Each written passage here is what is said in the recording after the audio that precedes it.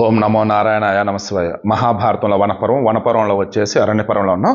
అరణ్యపర్వంలో వచ్చేసి నారాయణుడి గురించి అంటే విష్ణు భగవానికి సంబంధించి శ్రీకృష్ణునికి సంబంధించి ఆయన మహిమలు గొప్పతనం అంతా కూడా అర్జునుడు పొగుడుతూ ఉన్నాడు. ఇక అప్పుడు ద్రౌపది ఇలా అంటుంది, పూర్వకాలం ప్రజా సృష్టికి ప్రారంభంలో సర్వలోకాలను సృష్టించింది నీవేనని, నీవు ప్రజాపతివని ఆసిత దేవల మహర్షి చెప్పాడు. అంటే నీవే ఈ సర్వలోకాలు సృష్టించావని చెప్పేసి ఒక మహర్షి నాకు చెప్పాడయ్యా అని అంటుంది. మధుసూదన, నీవు విష్ణుడువు, నీవే యజ్ఞానివి, నువ్వే యజమానుడువు, నీవే యజన యోగ్యుడువు అని పరశురాముడు నాకు చెప్పాడు. ఋషులు నిన్ను సహన స్వరూపుడువని, సత్య స్వరూపుడని చెబుతున్నారు. సత్య నుండి ఏర్పడిన యజ్ఞ స్వరూపుడువని కూడా కశ్యపుడు చెప్పాడు. సాధ్య దేవతలకు, కళ్యాణకారి వృద్ధులకు నీవే ఆదిశురుడని కూడా నారదుడు చెప్పాడు. బాలుడు ఆట వస్తువులతో ఆడుకున్నట్లుగా నీవు బ్రహ్మ, శంకరుడు, ఇంద్రుడు మున్నగు దేవతా సమూహాలతో మళ్ళీ ఆడుకుంటూ ఉంటావు. అంటే విష్ణువు శాస్త్రం మిగతా వాళ్ళంతా కూడా మారుతూ ఉంటారంటే అనుకోవచ్చు. బట్ చూద్దాం ముందు ఇంకా.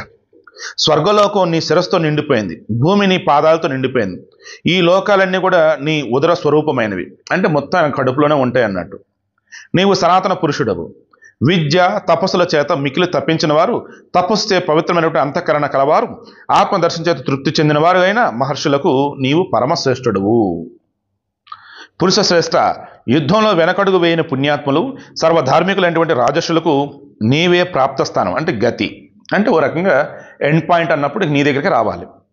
నీవే ప్రభుడువు, నీవే సర్వవ్యాపకుడువు, ప్రాణులన్నింటి యందు కూడా చైతన్య స్వరూపుడిపై సంచరిస్తున్నావు. లోకాలు, లోకపాలురు, నక్షత్రాలు, 10 దిక్కులు, ఆకాశం, సూర్యచంద్రులు అన్ని నీ యందే నిలుచున్నాయి.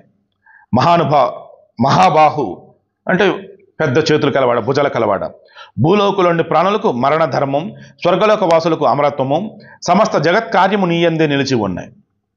నీ పట్ల గల ప్రీతితో నేను నా కష్టాన్ని చెప్పుకుంటున్నాను. దివ్యులైన మనుషులైన సర్వ ప్రాణులకు నీవే ఈశ్వరుడు, అందరికీ నువ్వే దిక్కు.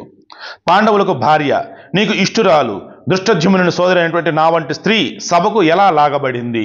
నువ్వు చెప్పయ్యా, అసలు నన్ను ఏ రకంగా ఆ సభకు లాక్కొని వచ్చారు? దేవునిది లేకుండా ఏది జరగదు కదా, చెప్పు. స్త్రీ సహజమైన ఋతుకాలంలో ఉన్న రక్తంతో తడిచిన ఏకవస్త్రనై భయంతో కంపిస్తూ దుఃఖిస్తున్న నేను కురుసభలోకి బలత్కారంగా లాక్కు రాబడ్డాను. చెప్తుంటే నేను ఎలా ఉంది నాకు ఇది. ఏకవస్త్రనై ఒక చోట అంతఃపురంలో ఉన్న నన్ను బలవంతంగా రక్తం కారుచుండగా డేట్ సమయంలో పాపంలోకి వచ్చింది కదా, లైక్ అలా నన్ను లాక్కొని వచ్చారయ్యా. రాజులందరితో నిన్న సభలో రజస్రావంతో తడిచిన నన్ను చూసి పాపాత్ములైన ధార్తరాష్ట్రులు బిగ్గరగా నవ్వారు. అంటే ధృతరాష్ట్రుని కొడుకులు. పాండుపుత్రులు, పాంచల రాజులు, వృష్ణి వంశీయులు జీవించి ఉండగానే ఆ ధృతరాష్ట్ర పుత్రులు దాసీభావంతో నన్ను అనుభవించాలని కోరుకున్నారు. నేను భీష్మ ధృతరాష్ట్రులకు ధర్మ సమ్మతమైన కోడలని, అటువంటి నన్ను బలవంతంగా దాసిని చేశారు. యశస్సునైనటువంటి తమ ధర్మపత్ని శత్రువులు బాధిస్తుండగా చూస్తూ ఊరుకున్నటువంటి మహాబలవంతులు, యుద్ధంలో నిపుణులైనటువంటి పాండవులను నేను నిందిస్తున్నాను. ఈ పాండవులు ఎక్స్పర్ట్స్ కదా అన్నింటిలో, అయినా సరే ఏంటిలా అంటే నాకు అవడం కారణం వాళ్ళే కదా. నీచులైనటువంటి ధార్తరాష్ట్రులను అవమానిస్తున్నా సహిస్తూ కూర్చుని భీమసేనుని యొక్క బలము, ఈ అర్జునుని యొక్క గాంధీవము వ్యర్థమే. బలవంతుడైన భీముడు మౌనంగా ఉండి, గాంధీవం కలిగి ఉన్నటువంటి అర్జునుడు మౌనంగా ఉండి ఏం ఉపయోగం? నన్ను ఆ ధృతరాష్ట్ర కొడుకులు మొత్తం అవమానిస్తూ ఉన్నప్పుడు.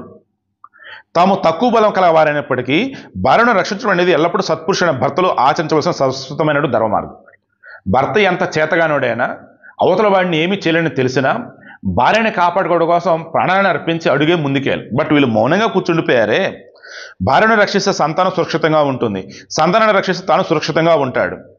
సో భార్యని కాపాడితే సంతానం బాగుంటుంది, సంతానం బాగుంటే అప్పుడు వాడు బాగుంటాడు. తానే అంటే భర్తే భార్య యందు జన్మిస్తాడు బిడ్డగా. అందుకే ఆమెను జాయ అని కూడా అంటారు. భార్య కూడా భర్తను రక్షించాలి, కాకుంటే అతడు ఆమె యందు ఎలా పుడతాడు? ఈ పాండవులు తమను శరణుజొచ్చిన వారిని ఎవరిని కూడా ఎప్పుడు కాదని విడిచిపెట్టడం లేదు, కానీ శరణాగతులైనటువంటి నా పట్ల మాత్రం దయచూపలేదు. జనార్దన, నా 5 భర్తల వల్ల మహా తేజస్సులైనటువంటి 5 కుమారులు పుట్టారు. వారిని చూడటం కొరకైనా వీరు నన్ను రక్షించాలి. ఈరోజు ఇక్కడ తాపుతున్నాం, మరలా చెప్తాను చూడండి. భర్త భార్యని రక్షిస్తే సంతానం బాగుంటుంది, ఆ సంతానం బాగుంటే ఇతను బాగుంటాడు.